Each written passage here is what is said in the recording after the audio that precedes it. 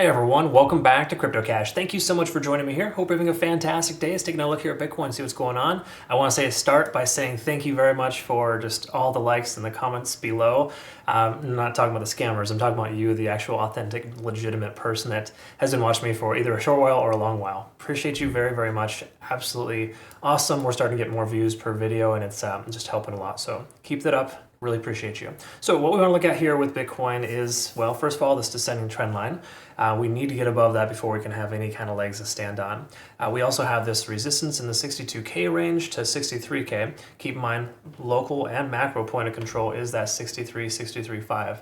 So I don't think we're going to be out of the woods completely if we continue to break this descending trend line, but it's going to be a good start. Okay, so I think the very first thing we're going to be looking for is a closure above like that 62K range, this local high here at about 61.9 is a rough estimate. Okay.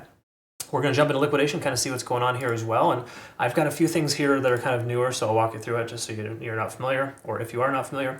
Left-hand side is last 7 days liquidation. Just jump right in there. We can see there's a lot of liquidation here at about 66,600. People keep asking me to describe what liquidation is, and the easy way to understand it is that it works as a magnet. It's a place in which a lot of people will accumulate their positions, their stop losses, or essentially liquidation levels, right? And when those levels are hit, the market makers are trying to push to that level essentially, so they have no opposition when they get there. So while it's never a guarantee, it kind of actually reinforces the fact there's a lot of resistance there. It's more important to recognize that those levels are consistently swept because that's just how manipulation works. So the key takeaway here is that when you have a heavy concentration in this regard, 66,600, that's got a target on its back and we start getting closer to it, okay?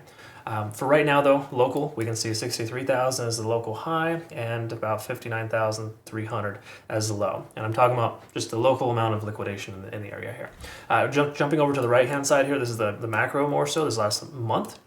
And to clarify in this guy, is roughly the same scenario. A lot of low leverage longs here now at about 57.5. Again, their liquidation level or their stop losses at that point.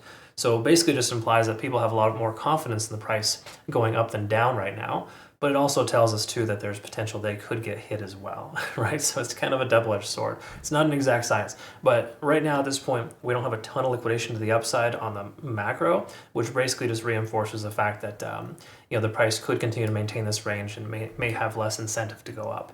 This will continue to change. As we can see, we got some $4 billion bars here at specific key areas. 63,000 is the first. So I would say 63K is the most sensible area of retracement where the price will probably reject out there first initially, okay?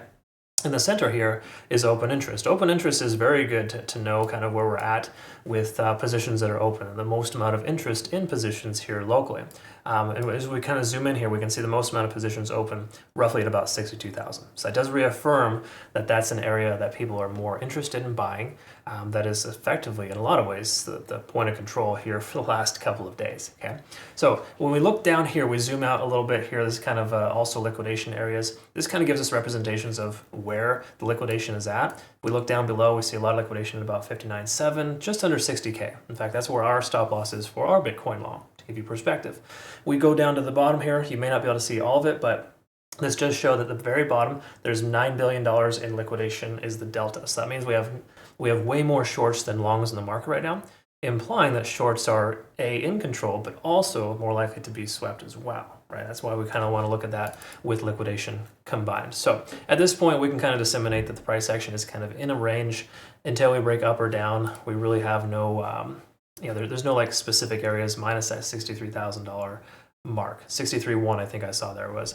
So anyways, just kind of something to put in the back of your mind, right? You don't trade solely on that, but if there's contributing factors telling us, hey, we're going to go up and we have liquidation there's a good chance it's going to get hit, okay? So daily time frame. What are we looking at here? Well, I got some macro stuff pulled up here. This is not exact, of course, by any stretch.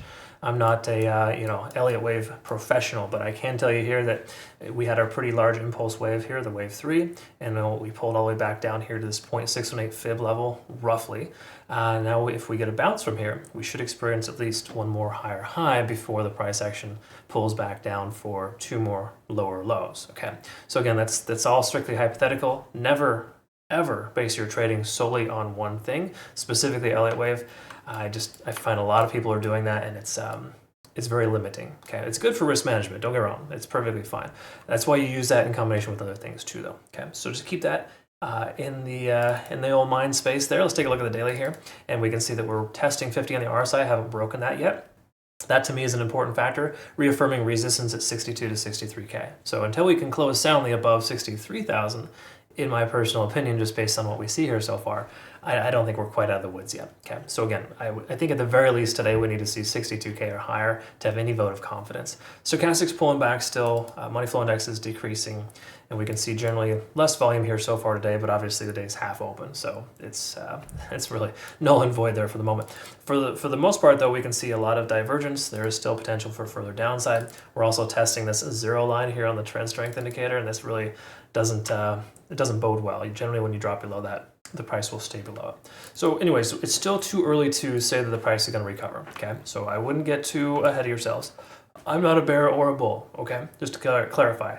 I pretty much go whichever direction I see is the current trend, right? Right now the trend is down. We have to recognize that. So let's not get too foolhardy and just open a bunch of longs because we think the bottom is in.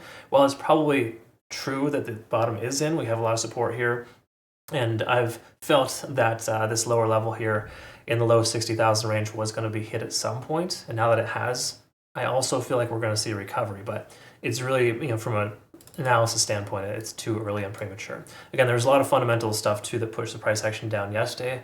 If you're not familiar too, just the Iran/Israel war thing going on there, that really throws a wrench in most markets, and Bitcoin is one of those. So just understand that had a lot to do with it. Having said that, now that that's all, the dust is settling, so to speak, are we going to see recovery? Well, in the 4-hour time frame, we're getting that natural bounce off of this 30 level for RSI and 20 for the money flow index. So that's a standard scenario there that I've mentioned yesterday. If you saw my analysis yesterday afternoon, you'll know that those are areas that are commonly, you're going to find a lot of success buying those dips. And the main reason why is because everyone views this as a good value now, right? The price was so, I wouldn't say overextended, but it was in the 65, 66K range. And now that it's lower, people are like, wow, this is a good value. And there's a lot of money that flowed out of the coin, implying that there's people that have some profits that can essentially come back in, right? So again, a lot of reasons why the price usually bounces at that area. MACD hasn't converged yet, but it looks like it's slowing momentum to the downside. So as that slowly starts to swing up, we should have more potential for further upside. And we look at the hourly time frame, we can recognize by looking at this indicator that we are not out of the woods just yet. But if you have a short position open, it should be closer in the next 2 or 3 hours. Because again, when the lagging span starts to intersect with the price action, this guy here, is generally an identification that, hey, the momentum is lost in this trend. You may want to consider shifting gears or wait for this range-bound activity to discontinue. And to clarify, you can kind of see this range-bound activity, right? Like, you see these levels here. Let me go ahead and make this a little brighter for you so you can see it.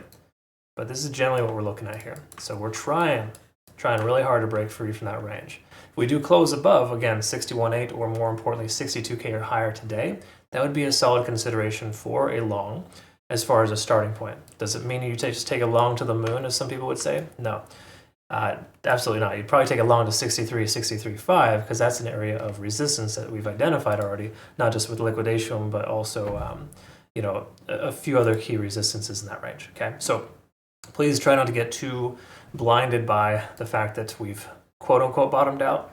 If we continue to range like this, we may continue lower. This would be a bearish rectangle that we are forming right now. So I'm going to pay attention and just be a little more patient here. And folks, when these things happen, when this transition starts to occur, from a swing trader's perspective, you don't just jump into a bunch of different things based on how you feel. You got to use specific indications that help you get more confidence. Right now, with us breaking this current trend, at least for the moment, it's looking better and we have more potential for upside.